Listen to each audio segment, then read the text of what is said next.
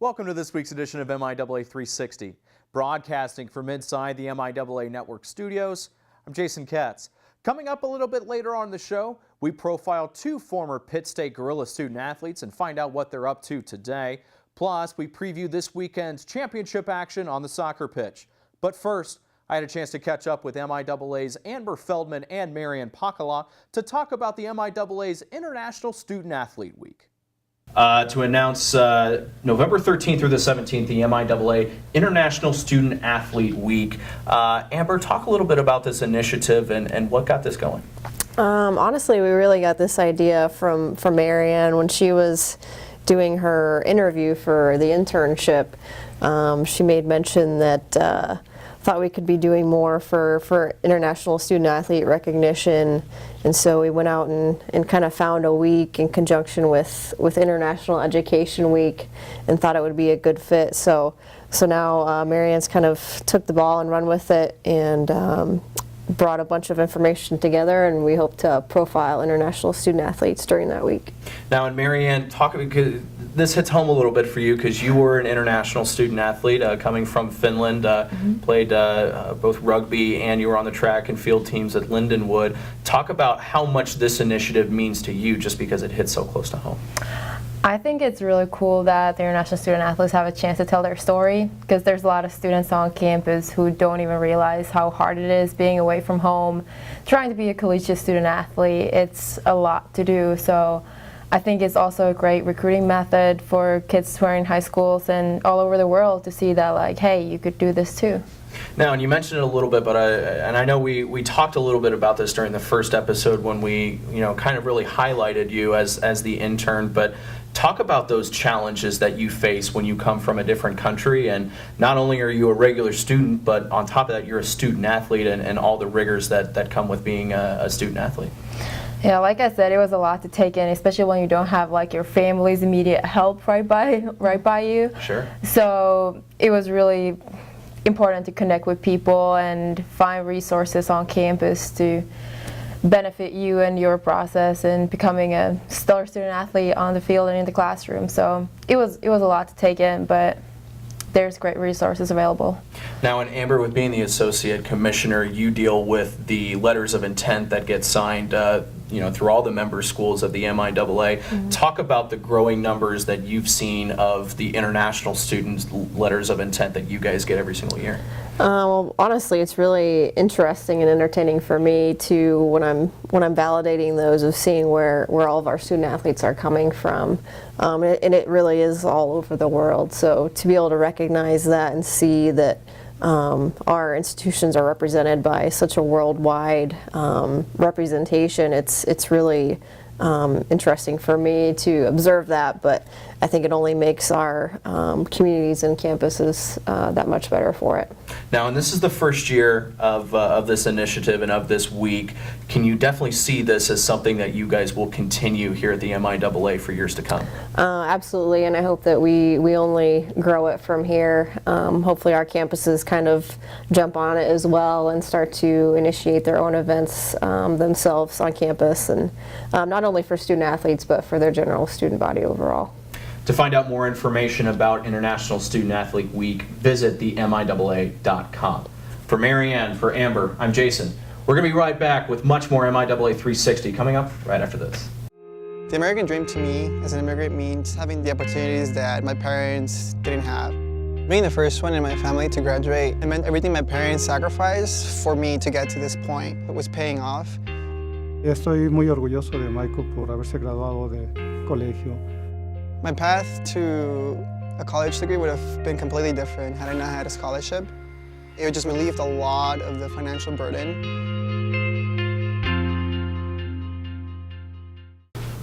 Welcome back into this week's edition of MIAA 360. I'm pleased to be joined here with Zac and Nicole Dickey, former Pitt State Gorilla athletes, joining us here in the MIAA Network studios. Zac, we're going to start with you real quick. You're a Pittsburgh native, and obviously you went to Pitt State. Talk us through a little bit of what Pitt State means to not only yourself but your family. Well, yeah, we are. I'm a second generation to go through Pitt State, and 3 and away, and my grandpa was an athletic director there, and then both of my parents went to school and graduated from Pittsburgh State, and it was always crimson and gold, everything growing up, you know, and so we attended a lot of the events, a lot of the football games, a lot of the basketball games, a lot of the baseball games. My father took me a lot to a number of those things, so it was ingrained in me from an early stage that to bleed crimson and gold. So. And obviously you met your wife Nicole. Yeah, there that's at Pitt pretty State special. as well. That's pretty special too. I met my wife Nicole at Pitt State. Yeah, you betcha. I'm glad she showed up on campus. An Oskaloosa, Kansas native yourself, Nicole. We talked a little bit. You're a KU Jayhawk fan originally, but Die hard, yeah. Yeah, going to Pitt State a little bit. I know you went the college, community college route before going to Pitt State. Talk about going to Pitt State and what it was like to be a Gorilla.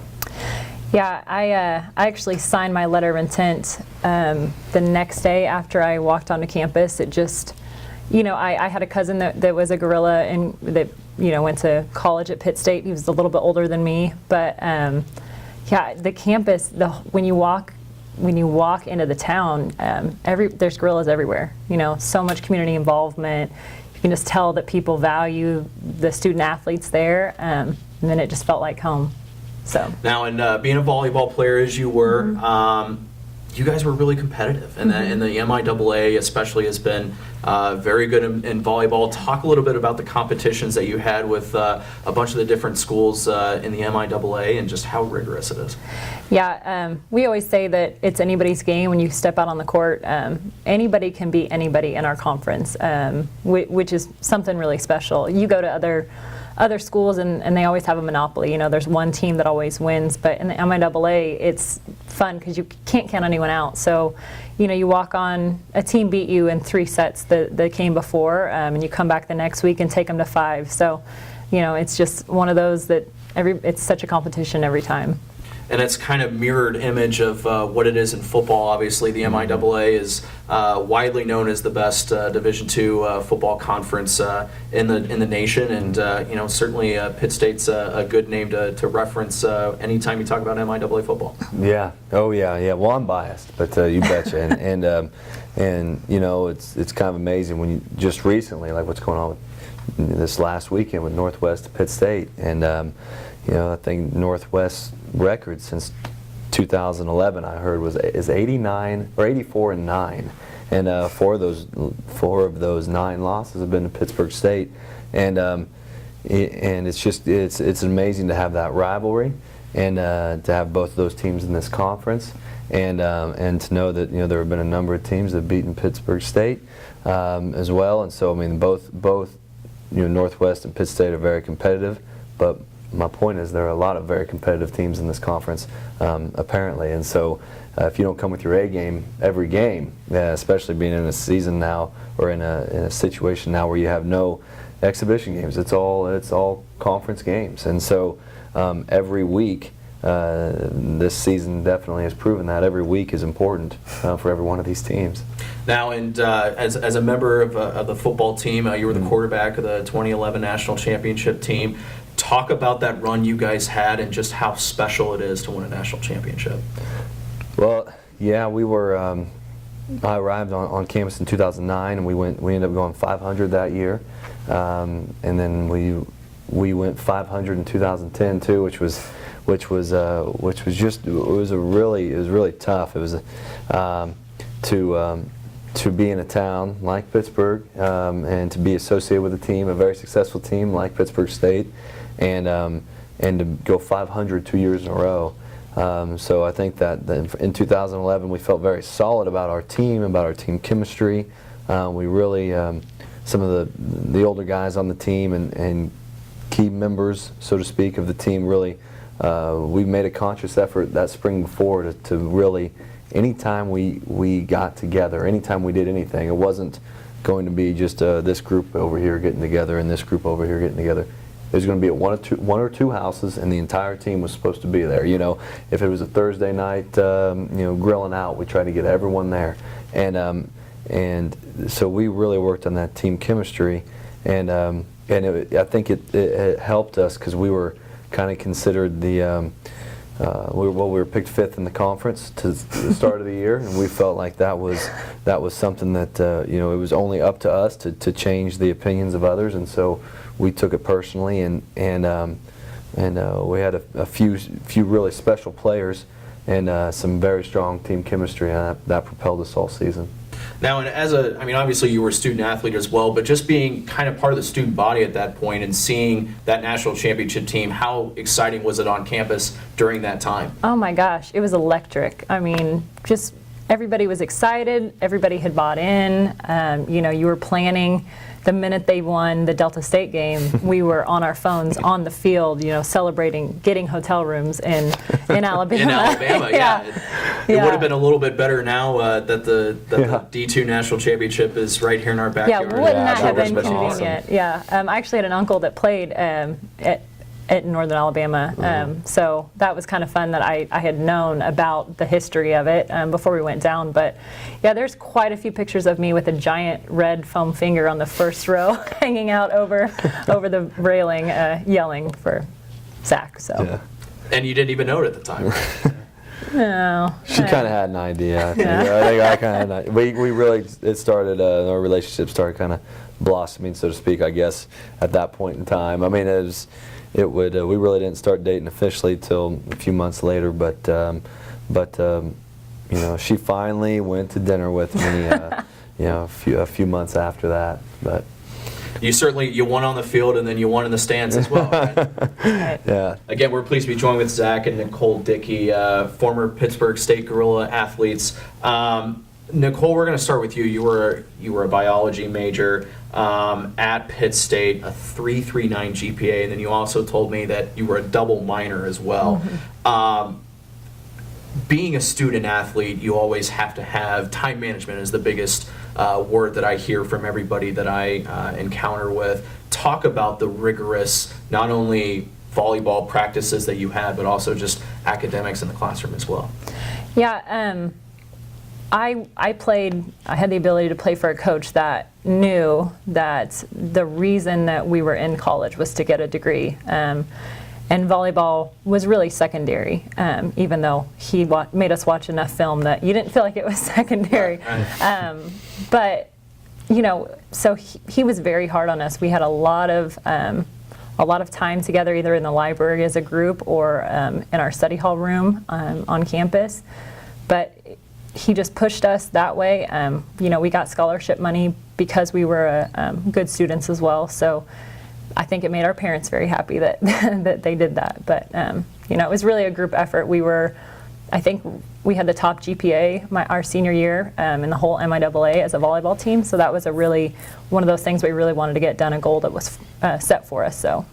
Well, and Zac, talk about it from your end. Being a football player, I can only imagine having either early morning lifts or late night film sessions, and being able to go week from week, out, just being able to prepare for a game on Saturday, but you may have a test on that coming Monday. Being able to balance all that, must have been just as difficult.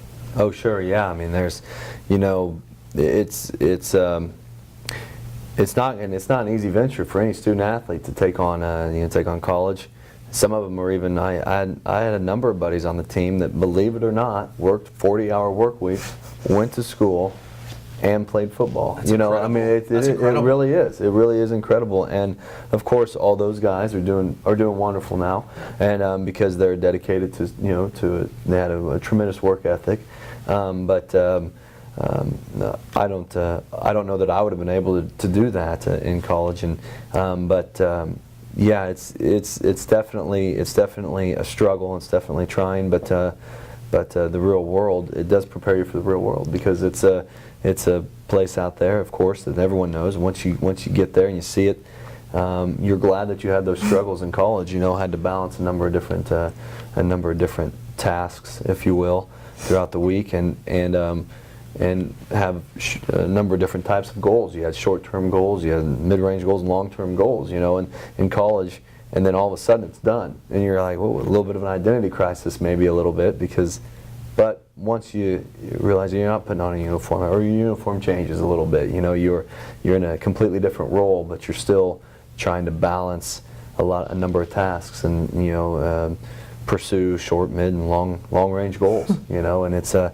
of like you've never known any other way of doing things. So. Yeah, it makes the transition even that much more subtle. Yeah, obviously, you guys have a lot of great stuff going on, family-wise and personal-wise, but obviously professional as well. Your company, New Generation Insurance. Talk a little bit about it. It's kind of an up-and-coming business for you guys.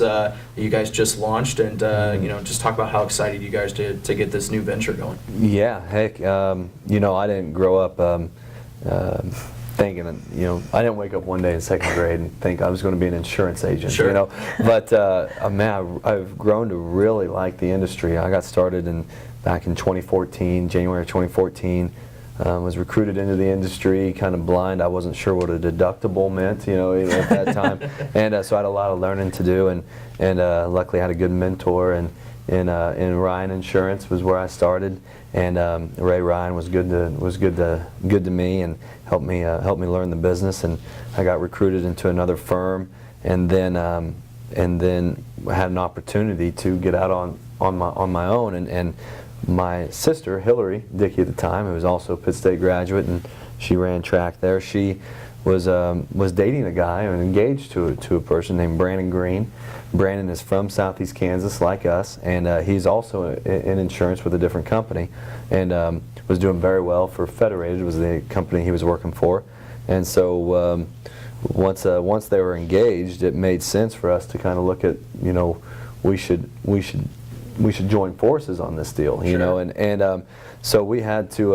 It was a really trying time because we had stable positions, and that's what every college graduate's seeking, you know, or anyone's seeking, is a stable job, and we had that, and but we did have to roll the dice a little bit, get out on our own, and we actually had to quit our jobs.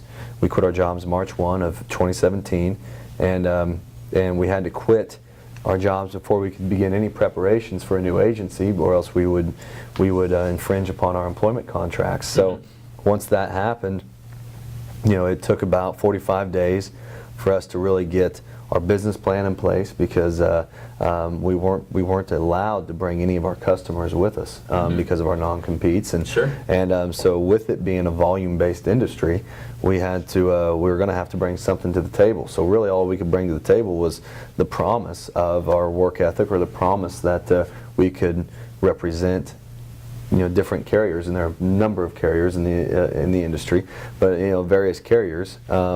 From that perspective, and we had to build our business plan. We had to get an office space. We had to get an FEIN number. You know, we had to do everything. We had to basically get set up all the way across the board. We had to put a lot of money into it before we could ever get contract number one. You know, and so we did. Still at that point in time, we didn't know that we were going to be able to win any contracts and represent any carriers. Sure. So it took some time, but so about that 45-day window from March 1 to April 17th officially was when we started. We were able to get 5 national carriers behind us, and a couple regional carriers, and then a group health from a property and casualty side, and from a group health standpoint and a life insurance side, we had a plethora of carriers from that angle too. So we felt very solid about that, and now we can finally go to work, you know, in April 17th. And so once that happened, however, we got reacquainted with our wives after that, because we didn't see them for a while, and they helped us out a big deal, you know. Obviously Nicole. Yeah, social media aspect is Nicole. You kind of head that up a little bit. Great website, by the way. NextGen. NextGenInsFam.com. Mm-hmm. Yeah, and it's a great website. And looking at it real quick, I was able to look at the Marianne method a little bit. Tell us a little bit about that, and what you see as the big change in the insurance industry. You bet. Yeah. You know, the industry's consolidating very heavily. I mean, like a lot of industries, it's consolidating quickly, especially on the independent side. And we believe that, you know, if we are going to represent you, for example, in the marketplace, you know, we have to earn your trust. And to, if we, as an agency, we represent a number of different carriers, and so I might get a higher commission rate with this particular carrier, or a higher commission rate, a lower commission rate with that particular carrier. but that particular carrier might be a better fit for you, you know. And so we work on our deal as the MIAA method, and that's a Greek term. We came across it, and we were trying to find something that would make sense that we could trademark, and that MIAA method. MIAA is a Greek term that means putting your heart, putting yourself into something, putting yourself into your work, and that's kind of the premise of that MIAA method, is that on every policy we write, every client or prospect that we pursue, every client that we have to put ourselves into this policy. And it's almost a little, I know it sounds a little cheesy, a little corny, but we think it's very important, and we think it really is going to be what separates us in the field, and we've been excited about that, and I think to some degree it's worked. We sold our business August 1st to the 5th largest agency in the country, and so now we have a plethora of resources that we wouldn't have had otherwise, and get to defer to their expertise. So now it's not just a couple 20-year-olds trying to build an insurance policy. We have a whole team behind us, and it's been the best decision that I think we've made professionally up to this point. Now, and certainly, obviously, you have a lot of great success with your insurance industry, but also, Nicole, you're going into a new venture here in Kansas City, correct? Yeah, I am. Votive Incorporated is what it sells. We sell corrugated boxes and retail displays, so it's going to be very exciting for us. Yeah. Sounds like you guys have a lot of great things going on. Just a last thing here, talk a little bit about what the MIAA and what Pittsburg State has meant for you guys, and as you go forward in the future. We'll start with you, Nicole. Well, we're obviously diehard Gorilla fans, but it's fun because the MIAA is, it does feel small because it's kind of like you've gotten to know everyone over the years. So old players that you played against are now coaching at your alma mater, or you know all the coaches when they come to town. So it really is kind of its own little family. Well, I mean, heck, I don't know that it gets much better. I mean, and I'm not just saying that because I'm sitting here in the MIAA office. I really, truly mean that. It's exciting. If we're lucky enough to have kids someday, I hope that they're able to play collegiate sports from not from a selfish standpoint. If they do, great. If they don't, that's fine too. But if they if they are looking to go to a conference or go to a school, I would be very pleased with them being in the MIAA conference. I mean, look at the resources that are here. I mean, for D2 colleges in one conference, and you go everywhere, and every campus is gorgeous. All the facilities are immaculate. They rival a lot of D1 facilities. Oh, absolutely, or beat a lot of D1 facilities. I would be. I think that's the best testament that I can give to the MIAA. Is I would be very pleased if one of my kids. I mean, went to an MIAA school. I know my little brother is running at Pitt State as well right now. He's running track. He's a freshman. I had another sister that is finishing nursing program there at Pitt State, and the fact that they're there, I can be very happy as an older brother because I know they're going to enjoy their experience. Again, please be joined with Zac and Nicole Dickey, Pitt State alums. Thanks a lot for joining us. We appreciate it. Go Gorillas, right? Honored to be here. Gorillas, thank you. Yeah, go Gorillas. Yeah. We're going to take a quick time out, but much more MIAA 360 coming up right after this. Being a champion takes more than talent, more than the perfect pass, more than using your head.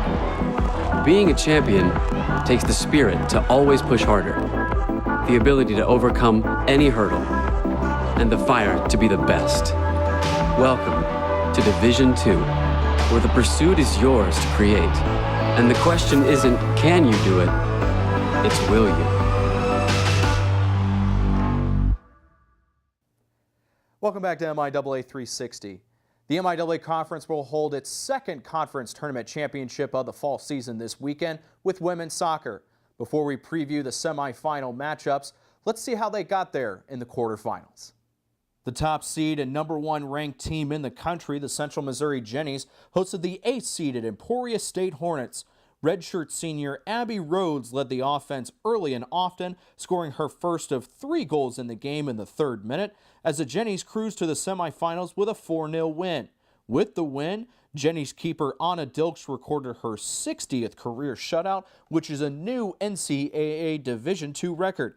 and the team has scored at least 1 goal in 52 straight matches, which is a new conference record. In our second quarterfinal contest, the number 4 seed Fort Hays State Tigers hosted the 5 seed Missouri Southern Lions. After 110 minutes of play, this game was tied at 0-0 and went into penalty kicks.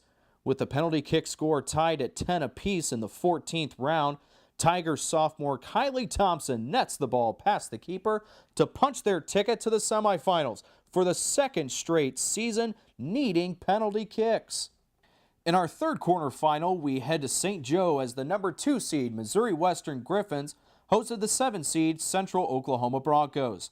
After both teams traded goals through the first 84 minutes of play, the Griffins' Cassidy Menke's pass to Sydney Cluck netted the game winner to secure the program's first appearance in the conference semifinals.